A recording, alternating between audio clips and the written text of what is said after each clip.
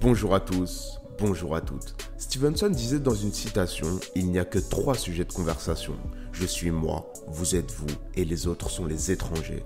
Pour reprendre ces mots, mon rôle est d'inviter des artistes pour mettre en lumière ce qui chez eux est étranger pour vous. Un moment exclusif pour rentrer et accéder à un univers musical. Bienvenue dans la saison 2 du podcast Hype Soul.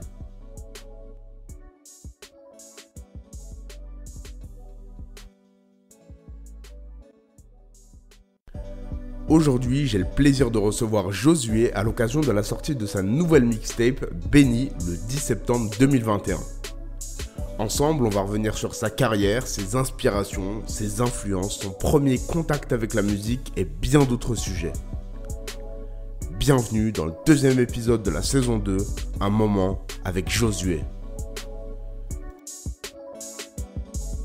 Josué, comment tu vas ? Ça va, hein, cool, et toi ? Ça va, super. Aujourd'hui, on se parle à l'occasion de la sortie de ton projet, Béni, le 10 septembre. Déjà, tu es dans quel état d'esprit là, à l'heure actuelle ?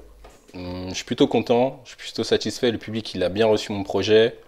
J'ai dit ce que j'avais à dire et les gens, ils ont bien kiffé. Donc, c'est un accomplissement pour moi, je kiffe. On est sur la suite déjà. Donc voilà, lourd.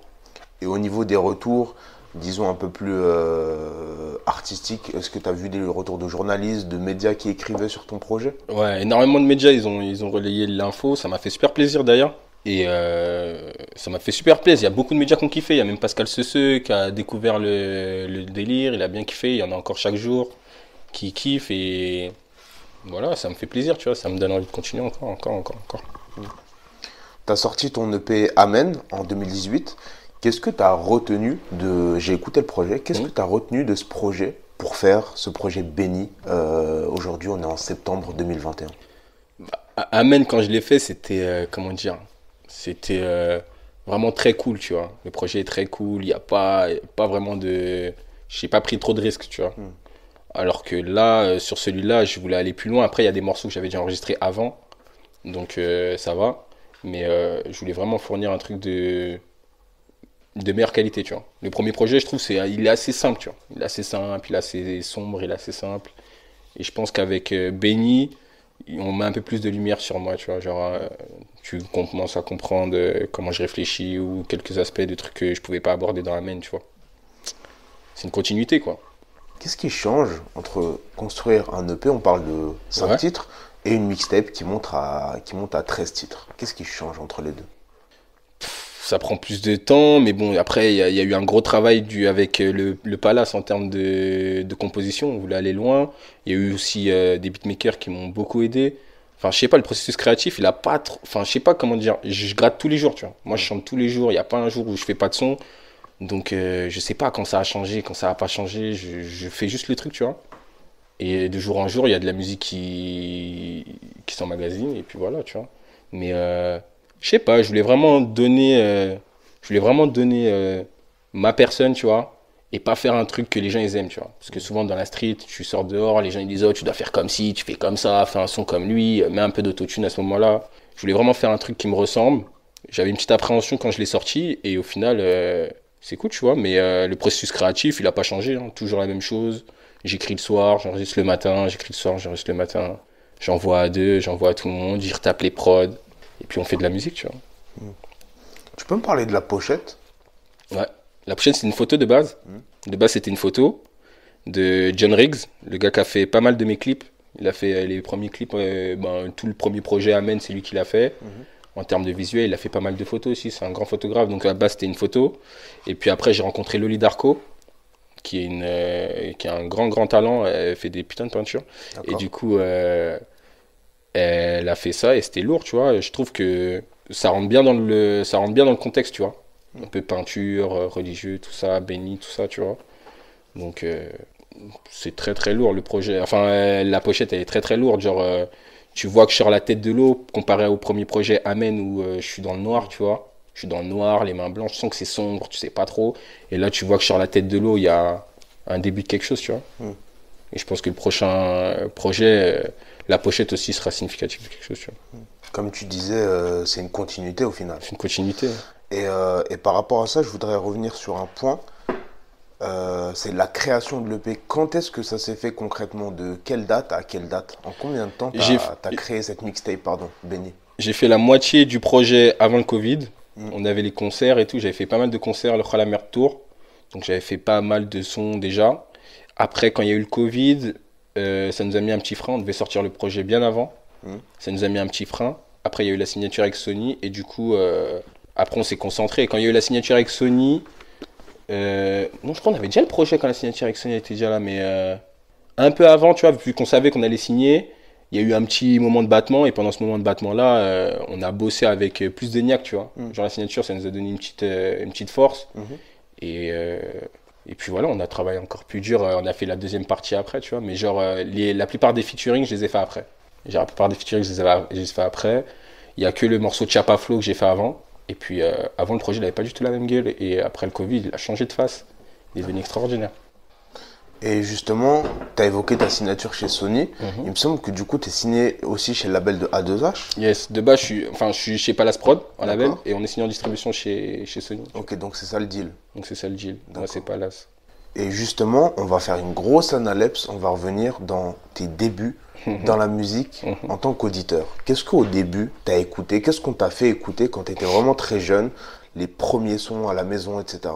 Les premiers sons que j'ai écoutés, moi, c'était YouTube, Oxmo, Bomb Attack, Scarlogan, tout ce qui est rap de battle, tout ce qui est Salif. En fait, je me suis pris tout le mouvement rap quand j'étais petit, tu vois. J'avais besoin d'écrire aussi, donc je l'ai fait. J'étais très jeune, je crois que j'étais encore au collège, même pas, j'étais en primaire encore. Et je voulais rapper, tu vois. Mais c'est Olkari vraiment qui m'a poussé vraiment à écrire mon premier texte, tu vois. Genre quand il a fait le morceau, putain, je me rappelle même plus du son, mais là où il parle de ses parents qui sont divorcés et tout, tu vois. Et ça m'a grave touché et j'ai voulu faire ça, ce son-là. Et puis voilà, j'ai pas lâché depuis ce jour-là. Il n'y a pas eu d'arrêt. On en est là aujourd'hui, dans cette interview, tu vois. Je me suis pas arrêté, je fais que du son, du son, du son, du son. Je voulais pas aller à l'école, je faisais que du son. Que du son, que du son, que du son. C'est une dinguerie. Et justement, tu parles de ce déclic. T'écoutes de la musique jusqu'à que, au final, t'en fasses avec du coup l'influence de Olkari. Ça ressemble à quoi tes premiers morceaux? La première fois que t'es allé en studio, la première fois que t'as écrit quelque chose, ça ressemble à quoi? Il y a encore une trace sur Skyrock, josué-musique.skyblog.com. D'accord. Yes. Et le premier son, comment te dire? Tu sens que le mec, il a envie de dire des trucs, mais voilà, il s'en mêle un peu les pinceaux avec les mots et tout, mais j'aimais bien les mots, les assonances, les trucs comme ça, tu vois. Donc, ça m'a fait kiffer, tu vois. Et après, il y a un mec qui m'a proposé d'aller en studio. En vrai, j'ai jamais payé de séance studio. J'ai jamais payé une séance studio. Comment ça se fait? Je sais pas, on m'a toujours poussé, je sais pas, on m'a toujours poussé, tu vois. Et du coup, j'ai pas vraiment eu cette pression studio, de trucs et tout. Je sais pas, j'ai toujours été dans la création pure et dure, tu vois. Il n'y a pas eu de termes techniques, de studio à payer, de... Tout cet aspect qui est autour de la musique, je l'ai pas eu. Genre, j'ai fait que du son. Et il y a plein de gens qui sont venus m'aider à déployer la musique loin, tu vois. Et du coup, voilà. C'est intéressant ce que tu dis. Tu parles du fait que toi, c'est la musique et d'autres gèrent tout ce qu'il y a autour. Mais peut-être qu'au bout d'un moment, tu as été peut-être obligé de rentrer la tête dedans pour ce qui concerne ton oseille, ton argent, etc., etc. C'est quand que tu t'es mis genre, dans le business de la musique pour comprendre un peu ce qui était, comment ton projet il allait être distribué, qui avait les droits, les éditions, etc. C'est à partir de quel moment que tu t'es dit, ok, faut quand même que j'ai une vision sur ce que je fais? Quand j'ai signé au Palace. Quand j'ai signé au Palace, donc 2018, mais encore, je crois que c'était en 2017, fin 2017, parce qu'on a lancé une année déjà de petit freestyle avant qu'on officialise vraiment. Mais c'était à partir du Palace. Avant, je faisais du son vraiment en désordre, tu vois. Désordre. Et puis un jour, je me suis dit, il faut vraiment faire ça bien et tout. Et c'est là que tu commences à t'intéresser, tu vois. Quand tu commences à voir des papiers avec 15 pages écrits et tout, tu te dis, bon, ok, c'est un peu sérieux, tu vois. Et là, tu commences à te renseigner et tout. Et c'est là que c'est devenu un peu plus sérieux. Avant, c'était un peu du freestyle, tu sais, comme tout le monde. Et je pense que voilà, c'est à ce moment-là. À partir du Palace, j'ai vraiment compris le délire, tu vois. Et justement, tu avais pris un avocat pour. Non, pour j'ai le des contrat? amis avocats, des trucs qui m'ont aidé, tu vois. D'accord. Toujours dans le partage, dans l'aide. C'est ça la bénédiction. C'est Josué, il est pas tout seul en fait. Je peux pas dire je suis tout seul, c'est impossible. Ok, je fais du son, mais il y a trop de gens autour de moi, c'est ouf. Tu parlais de l'influence qu'a eu Olkari pour te pousser à créer, à faire du rap. Est-ce qu'il y a d'autres artistes qui ont déployé des couleurs dans leur musique, qui se sont retranscrites sur ta musique à toi, que tu le veuilles ou non, involontairement ou volontairement. Est-ce qu'il y a d'autres artistes qui t'ont influencé musicalement? Bah, je pense que c'est sûr. Je pense que c'est sûr. Il y a quoi? Il y a Salif. C'est sûr que j'ai pris de lui. Il y a qui d'autre? Il y a un gars que j'ai pris, Gros Dash, je l'ai pris. Scarlogan aussi, je l'ai pris. Gizmo aussi, je me le suis pris. Et qui d'autre on peut retrouver dans ma musique? Il y a qui? Il y a... En fait, je sais pas. Ouais, c'est tout ça là. Les Bomb Attack et tout. Surtout le Africa Bomb Attack. Il était énervé, ce projet-là. Il y avait tout le monde dedans. Je me rappelle plus, mais je kiffais trop le rap. Il n'y a pas un rappeur précis que je kiffe. J'aime tout le rap. Genre le freestyle de Youssoupha au Planet Rap, de One Beat. Yes. Les One Beat, je me les suis pris aussi. J'ai pris tout le rap dans la gueule. Tout. Et du coup, je pense que c'est tout ça qui se retrouve dans la musique, tu vois. C'est pour ça que je peux parler, c'est pour ça que ma musique, elle peut parler aux plus anciens comme aux plus jeunes, tu vois. Parce que j'essaie de faire la jonction. Et puis voilà, tu vois. Mais il n'y a pas forcément une influence précise, tu vois. Mais je t'ai dit pas mal de noms qui sont cool déjà. Tu disais tout à l'heure que cette mixtape, quand tu l'as fait justement, Amen, c'était un peu une petite carte de visite, de montrer ce que tu étais capable de faire. Moi, il y a quelque chose qui m'a interpellé dans la mixtape, c'est que sur 13 titres, il y a 9 invités, si je ne me trompe pas. T'as pas eu peur justement que les gens se disent, ah ouais, première grosse mixtape, premier long projet, il invite 9 personnes? Non. Franchement, moi, je suis un gars, je fais du son. Ça veut dire que en soi, tous les gars qui sont avec moi, c'est des gars que j'aime de cœur. Cinco, c'est un gars, ça date pas d'aujourd'hui qu'on se connaît. Genre, il m'a toujours donné la force. Des gens comme LP, c'est des gens qu'on. Frère, il est béni de plus que plus. Sa musique, elle est incroyable. Le morceau qu'on a fait, il est lourd. Jaya Rose, je l'ai rencontré, je faisais mes premiers concerts. En fait, il y a une histoire. En fait, avec tous les feats, il y a une histoire. C'est pas juste des feats de noms et des trucs comme ça. C'est le partage. Tu vois, vraiment, les gens, ils sont bons, ils sont talentueux. J'adore leur délire. On fait du son ensemble. Et même s'il devrait y en avoir 13 sur 13, moi, je m'en fous, tu vois. Au final, c'est de la musique, tu vois. On s'en fout, je sois tout seul, je fais un son d'une minute ou de 3 minutes, c'est de la musique, tu vois. Et du coup, je pense comme ça. Donc il y en a 13.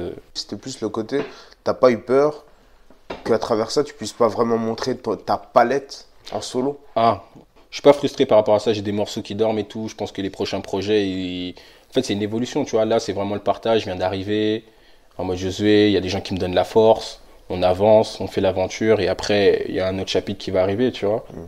Mais je pense que je regrette pas et ça me fait du bien. Et je pense que le public il kiffe, tu vois, que je me mélange avec tout le monde, tu vois. Ils peuvent retrouver un Cinco, peut-être il aime bien, ou un Eli, quoi, je l'aime bien, un Yuri, tu sais.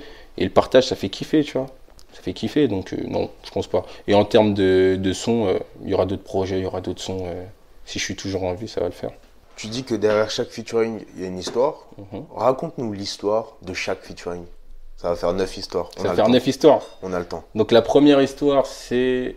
On va commencer avec Chapa Flow. Non, c'est Survie. On va commencer avec Survie, avec Captain Roshi. Donc Captain Roshi, il faut savoir que c'est un gars, on s'est connu avec DJ Wijim. Il faisait beaucoup de concerts, DJ Wijim. Je l'ai rencontré aussi au Waka Studio, là où j'ai mixé mon projet. Donc je me suis lié d'affinité avec DJ Wijim, qui lui avait dit en contact Roshi. Et il m'aimait beaucoup, donc on a fait beaucoup de concerts. Et du coup, avec Roshi, on était souvent ensemble. Donc on s'est liés, on a commencé à parler, tout ça, et il s'avère que son manager, c'est mon cousin. Donc on a discuté, après on a fait le son et tout, on s'est capté en studio, on a passé un putain de bon moment, et le morceau il est chaud, tu vois. Et voilà, ça c'est la première story, c'est avec Roshi, un gars que j'ai rencontré sur la scène. Après on en vient à Chapa Flow, avec Flaco Nkes. Nkes c'est quelqu'un que je connais depuis très très longtemps, là il est sur le dernier projet Hors Noir. Mais c'est un gars qui cravache depuis très longtemps et je le trouve très talentueux, grave chaud, il me motive de ouf. Et comment il kick, j'adore. Et avec Flaco aussi, c'est un gars que j'apprécie beaucoup. Flaco, en fait, j'étais fan de Flaco. J'étais fan de Flaco en mode j'aimais bien sa musique. Et quand je lui ai demandé s'il était chaud, il m'a dit oui. Donc lui, c'est le mec qui rentre un peu dans l'histoire comme ça, tu vois. Mais sinon, c'était Nkes, moi et Flaco. Et je savais que le morceau, c'était des bagarreurs. C'est des gens qui kickent bien. Je les connais bien, donc je les ai invités et c'était lourd. L'histoire de celle-là, ce morceau, il date. Donc voilà. Et après, il y a qui? Il y a, on va dire, Yuri. Yuri, c'est un gars que j'ai rencontré aussi avec Wijim. Parce que j'ai fait beaucoup de scènes avec Wijim aussi. Je l'ai rencontré sur une scène. Ensemble, on a bien discuté. Et j'ai vu que l'humain, il est ouf, tu vois. Il parle bien. Il y a pas de... Il se prend pas la tête. Le mec, il fait des vues et tout. Il fait des streams, mais il n'y a rien, tu vois. Donc du coup, on a bien discuté. Un jour, j'ai dit, oh, viens, on fait un son ensemble. On a fait un son ensemble. Cool, ça s'est bien passé, j'adore. Jaya Rose, je l'avais rencontré dans les premiers concerts. Je faisais mes petits concerts de détection avant de trouver un tourneur. Et on était sur la même scène, tu vois. Et puis j'ai grave kiffé son flow, sa vibes et tout. On a discuté, grave cool aussi, tu vois. Et grave ouverte. Et un jour, j'avais une idée de son et je lui ai proposé. Elle m'a dit ouais. Et voilà, et j'ai fait son parce qu'elle elle est vraiment forte, tu vois. Elle est vraiment forte, j'aime beaucoup sa musique et tout. Donc on a fait ça. Et puis Benny avec A2, donc c'est un morceau que les gens attendaient quand même. Logique. Ils attendaient, ça faisait un moment qu'on n'avait pas fait parce qu'on savait qu'on pouvait faire le son, tu vois. Donc on se concentrait sur autre chose. Mais bon, après à la fin, c'est l'un des derniers morceaux que j'ai fait du projet Benny, avec le clip, avec Yuri aussi, et Nelik, que j'avais rencontré au Planet Rap. J'avais fait un Planet Rap en 2019, enfin à 2H j'avais fait un Planet Rap, j'étais venu à son Planet Rap et il y avait Nelik. Et c'est des gens cool, c'est la MIF, tu vois, ils sont avec nous, ils roulent avec le Palace aussi, donc on est cool, donc on a fait le feat, carré. Et Cinco, voilà, comme je dis, c'est un gars qui date. Et il reste. LP. LP, c'est un gars que j'ai. Attends. Parce que LP, son histoire, elle est. Attends. LP, je l'ai rencontré où? C'est un gars qui a grave le cœur sur la main. Genre, on se voit à chaque fois, on se croise à chaque fois. Ah, avec Azix. Donc, vu que j'ai fait ma collab avec Azix, lui aussi, il est en collab avec eux. Et du coup, c'est là-bas qu'on a discuté. Et c'est là-bas que j'ai rencontré aussi un autre artiste qui s'appelle Taomé aussi. Et on a bien discuté ensemble. Et le feeling, tu vois. Moi, je suis un gars du feeling, tu vois. Je fais que de la musique. Ma vie, c'est le son. Donc, s'il y a des gens autour de moi qui sont cool, qui font du bon son, on va le faire, tu vois. Même dans le morceau Cocaine, il y a une meuf qui chante derrière. C'est une poteau à nous qui est cool, tu vois. On fait que du son. Du moment qu'on kiffe, c'est tout. Donc, voilà les stories. Moi, j'aimerais revenir sur.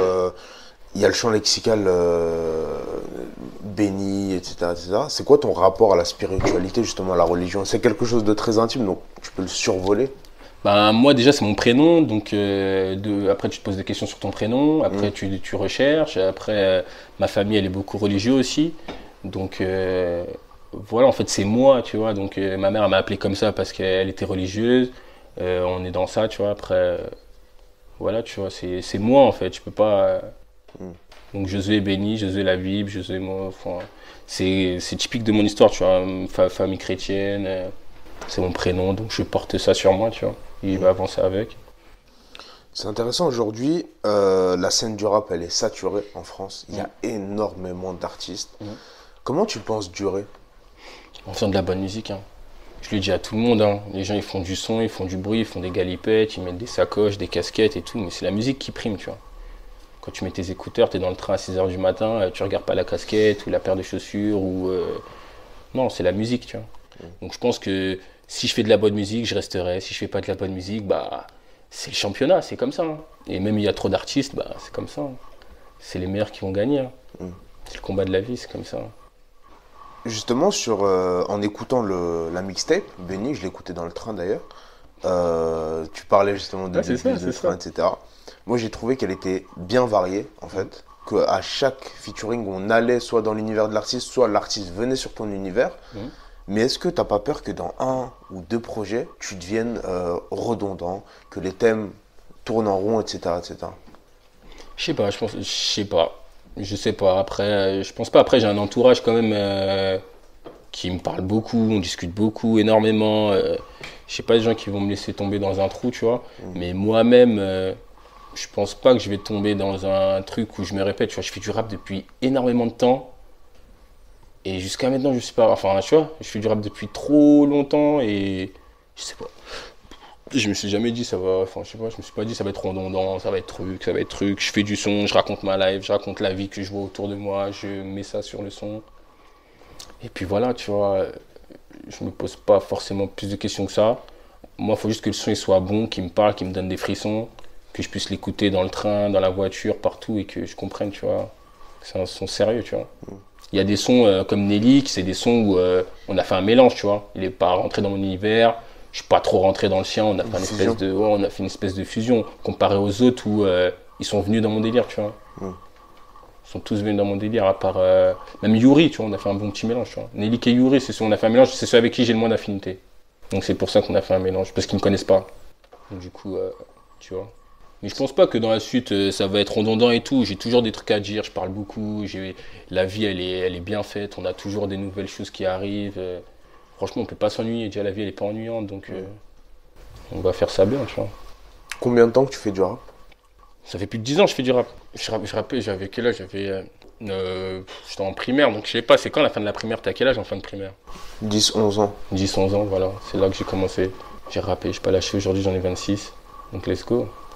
Comment t'expliques justement que il y ait autant, enfin, il y ait aussi peu de morceaux qui soient sortis de toi officiellement en tant d'années de rap et de musique, de passion? Parce que j'étais underground avant, je rappais underground. Donc je rappais dehors et tout. Et c'est vraiment avec le Palace que j'ai officialisé tout ça, tu vois. J'ai officialisé. Et puis voilà, c'est pour ça. Avant, il y avait là les morceaux. Il y a énormément de morceaux. Il y a énormément de morceaux en 10 ans, mais je les cache. Pourquoi? Parce que c'est le passé, t'as vu, j'ai tiré un trait sur ça. Franchement, à l'époque, c'était redondant, tu vois. Il y avait toujours les mêmes thèmes, toujours les mêmes trucs et tout, nanana. Et puis avec le projet Amen, j'ai voulu me renouveler, faire un truc vraiment propre, carré, avec une imagerie, un truc propre, tu vois. Et avant, c'était du freestyle, tu vois, du rap de rue, tu sors dehors, tu fais des freestyles tu fais des freestyles sur les trottoirs, tu vas à l'open mic, tu vas par-ci, par-là, tu fais un son studio avec 4 potes. C'est rincé, tu vois, c'est nul. Là, j'ai voulu faire tout bien et du coup, voilà, j'ai supprimé tout ce qu'il y avait avant. Là, on a fait ça bien. C'est propre, c'est carré et voilà, tu vois. Tu as notifié justement ta signature chez Palace Prod. Aujourd'hui et de tout temps, la relation avec A2H, c'est plus le côté business, comme par exemple un producteur pour avoir avec son artiste, où il y a aussi un côté vraiment conseil artistique, etc. Est-ce que tu te souviens de moments où il a été, on va dire, décisif pour ta musique? Bah là, c'est vraiment une grande famille, tu vois.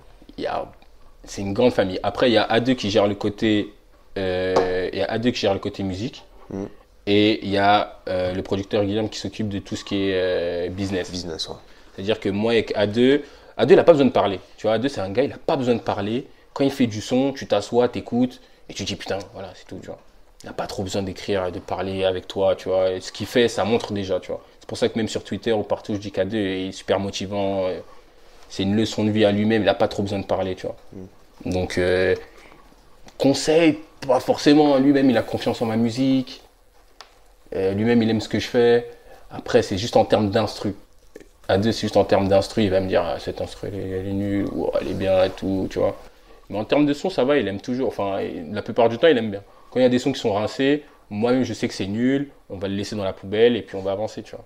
Mais je pense que j'ai assez de recul quand même vis-à-vis de moi, tu vois. Les gens, ils peuvent me donner des conseils, mais je m'analyse énormément, tu vois. Énormément. Il y a des sons, ils peuvent être bien, je vais les jeter, tu vois. Mais je pense, non, en termes de décision, il a fait quoi? En termes de décision, vraiment, il a changé le cours de quelque chose. Non, vraiment, il n'est pas décisionnaire, vraiment. C'est vraiment, il est là, il est juste là, tu vois. Il est juste là, et le fait qu'il soit là, déjà, c'est inspirant à des achats. Ça fait longtemps qu'il rappe aussi, il vient d'avoir sa certification, il est là, il se bagarre, ses morceaux, il y a des thèmes, il évolue, il est dans un truc, donc il n'a pas trop besoin de parler. Juste à côté de lui, c'est déjà bien, tu vois. C'est bénéfique. Donc voilà, j'ai de la chance d'être là-bas et puis voilà. Je vais revenir sur un point que tu as souligné, que tu as soulevé. Il y a quelques mois, là, je parlais avec Bram Cito, qui me disait en fait que quand lui, il est en studio et que ses gars, ils le conseillent sur un morceau, je reviens parce que tu parlais justement des conseils, ouais. etc.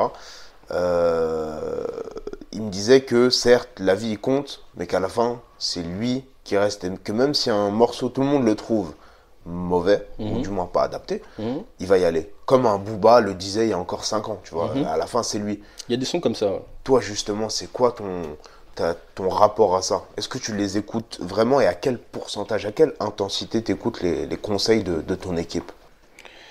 En fait, je les écoute en termes de... comment dire? Ils ont une vision qui me dit que, vas-y, par rapport à ce que tu as fait, ce que tu fais là, c'est pas en rapport avec ce que tu nous as montré, tu vois. Par exemple, un truc comme ça, tu vois. Mais en soi, sais pas, les conseils, je reçois des conseils de partout. Il y a mon pote Jason qui me donne des conseils, Roro qui est là, on me donne des conseils, tout le monde donne des conseils, mais c'est vrai que c'est toi le seul décisionnaire. De toute façon, si tu veux foirer ta vie, tu foires ta vie, t'as vu? Donc c'est toujours toi le seul décisionnaire. Mais il faut savoir prendre en compte les avis et savoir quel avis est plus pertinent que l'autre, à quel moment, pour quelle musique, pourquoi, pour quel thème. Enfin, il faut savoir pourquoi. L'autre, tu vas peut-être dire j'aime pas le son parce que peut-être le violon il me casse les couilles. Après, il faut savoir pourquoi. Est-ce qu'il aime bien le violon? Est-ce qu'il aime pas? Il y a plein de trucs à voir, tu vois. Mais les avis, c'est toujours bon à prendre. Après, les avis, c'est jamais décisionnaire. Mais tu prends les avis et puis tu fais ce que tu as à faire, tu vois. Après, voilà. Voilà. J'ai déjà été ouvert, j'ai déjà fait des morceaux graves ouverts, on les a validés, qu'on n'a pas mis dans le projet. Et puis voilà, tu vois. Mais non, il n'y a pas forcément de problème. C'est plus les gars de la street qui, eux là, c'est soufflant. Et ils essoufflent, tu vois. Toujours des trucs à dire, c'est pas bon, c'est pas un truc, tu sais pas pourquoi, les conseils sont pas souvent fondés. Enfin, tu vois, des fois c'est fondé, des fois c'est pas fondé. Mais quand tu as une équipe vraiment où c'est sérieux, ben, tu prends les avis et tu fais avec, tu vois. Mais il n'y a pas de décision, il n'y a pas quelqu'un qui va dire tu fais comme ça, tu vas l'écouter, tu vas pleurer dans ta chambre. Non. C'est une famille, Palace. Franchement, il n'y a pas de pression. Je fais ma musique, il n'y a pas de pression. La mixtape est sortie. Yes. Il y a quelques morceaux qui se sont démarqués, tant au niveau des chiffres que de la vie générale du public. Est-ce que parmi ces morceaux, justement, il y en a où peut-être il y a une personne de l'équipe ou quelqu'un, même le beatmaker, l'ingé son, te disait je le sens pas trop. Un moment où en fait, tu as sorti contre toute attente un morceau et que ça a marché. Le morceau qui est sorti contre toute attente qui a marché, c'est franchement très très loin, on a eu du mal. Très très loin, moi je l'ai kiffé, je savais pas si tout le monde le kiffait, mais on l'a laissé dans le projet, tu vois. Et au final, voilà. Mais sinon, non, je sais pas. Non, non, il n'y a pas de son vraiment contre toute attente. Il y a des sons que j'ai foutus comme ça dans le projet, genre tous les jours. Je l'ai enregistré un mercredi, on l'a foutu dans le projet. Il n'y a rien, tu vois. Mais non, il n'y a pas eu de problème avec le projet. Hein. Franchement, j'ai zéro souci. C'est très bien passé. C'est tellement fluide. J'arrive même pas à me rappeler comment ça s'est vraiment passé parce que c'est tellement fluide. Et en plus, il y a eu des péripéties, il y a eu le Covid et tout. Genre, c'était bizarre, mais on a quand même fait ça et c'était cool, tu vois. C'était tellement fluide le projet. C'est passé fluide. Il y avait des morceaux qu'on avait fait avant, des morceaux qu'on a fait. Enfin, le projet s'est fait d'une façon assez aléatoire, tu vois. Il n'y a pas eu vraiment de ligne directrice. Dès le début, c'est à la fin que j'ai mis la ligne directrice. Au début, c'était juste des sons comme ça. Et puis voilà, en termes de beatmaker, je suis allé chercher partout. Il y a Benji qui m'a donné la force et tout. Je sais quand même où je vais, tu vois, un minimum, tu vois. Je suis pas un assisté quand même, tu vois. Ça va. Donc, il me laisse un peu dans l'autonomie. Même le Palace, il me laisse un peu autonomie. On me laisse. En termes de prod, à deux, il sait ce qu'il a à faire. Je pose souvent sur des type beats.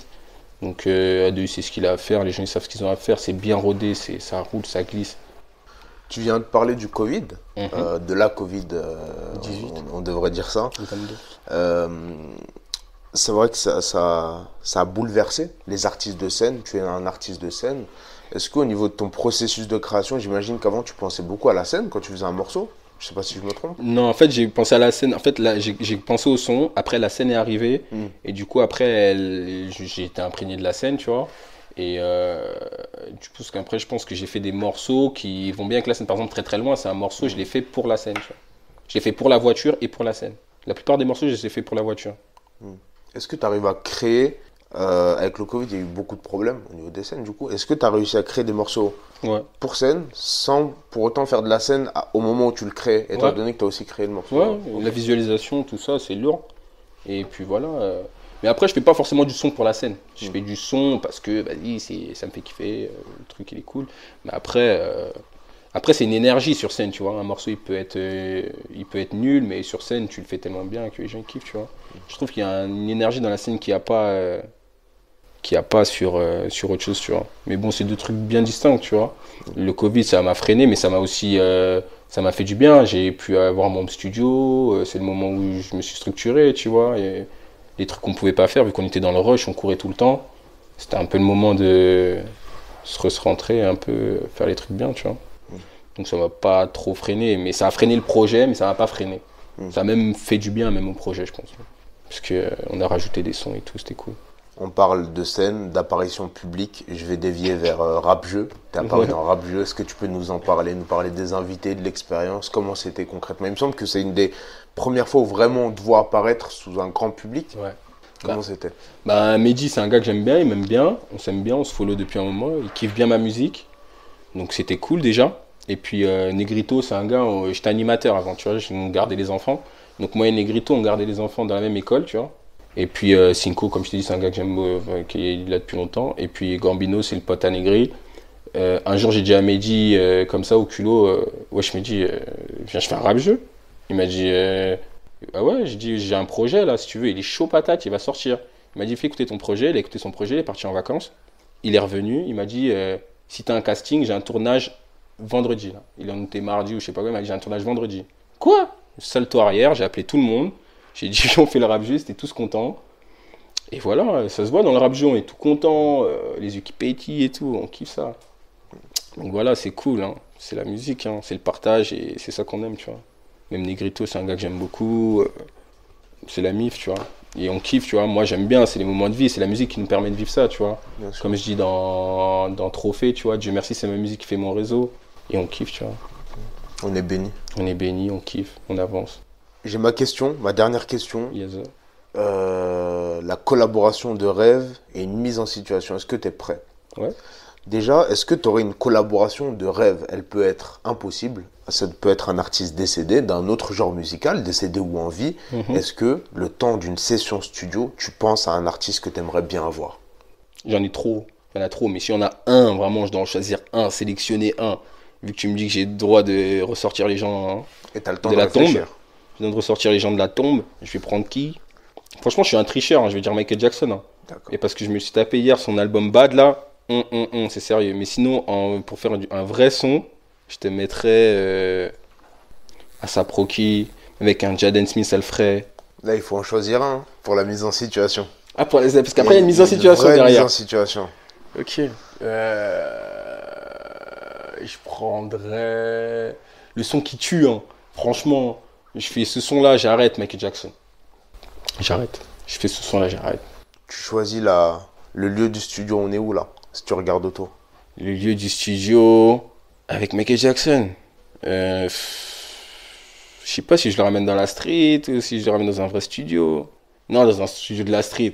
Avec des gens qui viennent fumer du bédo et tout, chicha et tout, là, en mode vraiment ambiance, là. Ouais. Pour qu'il soit dans le... Ouais, il est dans le jus, là, il vient, il comprend. Ok. Ok. Michael, il vient à la porte du studio. Ok. Il est vers là-bas, à la porte. Ouais. Il vient, il y a des restaurateurs au studio parce que Michael, il a pas mangé. Et c'est toi qui choisis ce qu'il va manger. Il va manger des Qu'est-ce que sushis. tu lui fais? Il va manger Jap. Il n'a pas le choix. Il mange japonais, quoi. Il va manger sushi, tous les bails, maquis, sauce sucrée, tous les bails. Tout. Tout. Très bien. Et après, il dit, tu drives le morceau. Tu l'emmènes sur quel type d'instru? Il vous parlait de quoi dans le morceau? C'est quoi le thème? Le thème du son, déjà, moi, j'aime beaucoup son son où il y a des tambours et tout, là. Je me rappelle plus, là. J'ai repris la vibes dans très très loin, là. Je me rappelle plus. Je me rappelle plus c'est quoi le nom. Mais je l'emmènerais dans un truc acoustique, tambour, festival, tu vois. Un truc pour danser, tu vois. Un truc cool. Je l'emmènerais là-dedans. Un truc acoustique, tu vois. À quoi tu penses au final? Le titre, tu l'appelles comment? Ah, voilà. Le titre, le titre, je l'appelle Strange in France. Let's go. On pète le score avec ça, putain. Tu penses que tu feras numéro 1 dans les Ouais, charts? Strange in France, ça va tuer le truc. Ils vont dire quoi? Il est devenu Michael Jackson, Moscou, maintenant en France, avec José. Pas de folie. Très bien. Très bien. On a fini la mise en situation On est cette béni, fois. on est bien. Merci beaucoup Josué pour Merci à toi. cette interview. Du coup, on rappelle, hein, la mixtape Béni disponible partout Disponible depuis le 10 partout, septembre. la bonne parole partout et la suite qui continue, ça arrive. Et puis voilà quoi, faut rester branché, faut suivre le mouvement et rejoindre l'aventure. Et gros concert aussi le 5 janvier à la Boule Noire. Gros concert. Ça va être magique, ça va être béni. Hein. Donc tu seras invité aussi. Let's go. Merci beaucoup. C'est la fin de cet épisode, merci de l'avoir écouté. Vous pouvez retrouver tous les autres sur les plateformes de streaming. C'était Youssef sur Hype Soul et moi je vous dis à très bientôt pour de nouvelles interviews.